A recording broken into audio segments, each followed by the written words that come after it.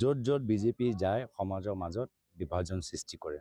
মণিপুৰত আজি যিদৰে কুকি আৰু মেটেৰ মাজত ভাগ আজি আমি দেখা পাইছোঁ, ইয়াৰ পূৰ্বে কিমান বছৰ বিভিন্ন সময়ত সংঘাত হ'লেও এনেকুৱা আমি কেতিয়াও দীৰ্ঘদিনৰ এনেকুৱা এটা সমস্যা আমি দেখা পোৱা নাই, প্ৰথমবাৰ আমি দেখা পাইছোঁ। আৰু সেইটোও মোৰ ভয় যে বিজেপি দল আজি তেওঁলোকে এই হিন্দু এক হ'ব লাগে কৈ থাকে, আকৌ তাৰপিছত আকৌ অসমীয়া আৰু বঙালীৰ মাজত, অসমীয়া আৰু বিহাৰীৰ মাজত, অসমীয়া আৰু আহোম আৰু মাৰোৱাৰীৰ মাজত তেওঁলোকে এইবোৰ চব কাম কৰি থাকে। এইটোৱে প্ৰমাণ যে তেওঁলোকৰ একতা নিবিচাৰে, তেওঁলোকে মাত্ৰ বিভাজন বিচাৰে, তেওঁলোকে একতা নিবিচাৰে। আজি তেওঁ হিন্দুৰ মাজতো তেওঁলোকে কাজিয়া লগাই দিছে, এনেকুৱা এটা পৰিৱেশ সৃষ্টি কৰে। আজি সমাজৰ মাজত তেওঁলোকৰ আজি যি এটা ৰাজনৈতিকভাৱে যি নেতৃত্ব ল'ব লাগে তেওঁলোকে লোৱা নাই। এতিয়াও তেওঁলোকৰ খালি ভোটৰ ওপৰত তেওঁলোকৰ কেলকুলেশ্যন আছে। আজি আমি বিচাৰোঁ যে এই বৰ অসমৰ ভিতৰত সকলৰ আত্মসন্মানটো গুৰুত্বপূৰ্ণ আৰু সকলৰ সন্মান সহকাৰে জীয়াই থকাটো উচিত। দুলীয়াজান আৰু বৰ্তমান আজি যি শৃংখল চলিহাক যিদৰে কৰিছে ময়ো ভাল পোৱা নাই, ময়ো আৰু অলপ খবৰ লৈ আছোঁ। কিন্তু যি পৰিস্থিতি এই ক্ষেত্ৰত মই অসন্তুষ্ট নহয় আৰু ইয়াৰ ভূমিকা বিজেপি দলৰ ৰাজনীতি ল'ব লাগে। আমিতো গৰিহণা দিছোঁ, এইটো মানে ইহঁতে আৰক্ষীসকলে কি দেখাবলৈ বিচাৰে। এই কা আন্দোলনৰ সময়ত একে হ'ল। কা আন্দোলনৰ সময়ত যেতিয়া আমাৰ বিভিন্ন দল সংগঠন যেতিয়া ওলাবলৈ বিচাৰিছিল, তেতিয়া পুলিচৰ যোগেদি তেওঁলোকক বাধা দিয়া গ'ল, তেওঁলোকক ভয় খোৱা গ'ল, চিঠি পঠোৱা গ'ল।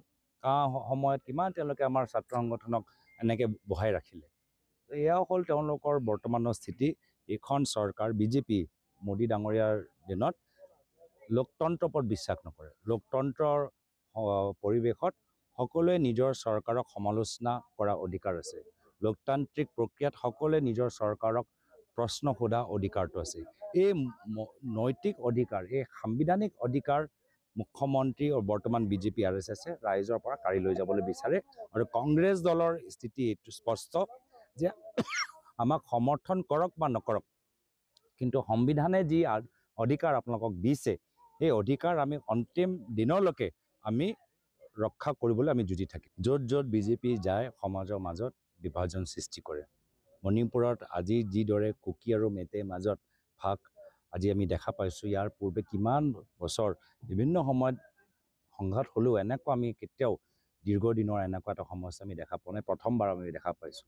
আৰু সেইটোও মোৰ ভয় যে বিজেপি দল আজি তেওঁলোকে এই হিন্দু এক হ'ব লাগে কৈ থাকে, আকৌ তাৰপিছত আকৌ অসমীয়া আৰু বঙালীৰ মাজত, অসমীয়া আৰু বিহাৰীৰ মাজত, অসমীয়া আৰু আহোম আৰু মাৰোৱাৰীৰ মাজত তেওঁলোকে এইবোৰ চব কাম কৰি থাকে।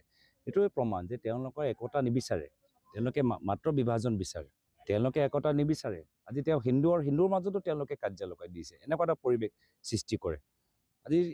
আজি সমাজৰ মাজত তেওঁলোকৰ আজি যি এটা ৰাজনৈতিকভাৱে যি নেতৃত্ব ল'ব লাগে তেওঁলোকে লোৱা নাই। এতিয়াও তেওঁলোকৰ খালি ভোটৰ ওপৰত তেওঁলোকৰ কেলকুলেশ্যন আছে। আজি আমি বিচাৰোঁ যে এই বৰ অসমৰ ভিতৰত সকলৰ আত্মসন্মানটো গুৰুত্বপূৰ্ণ আৰু সকলৰ সন্মান সহকাৰে জীয়াই থকাটো উচিত।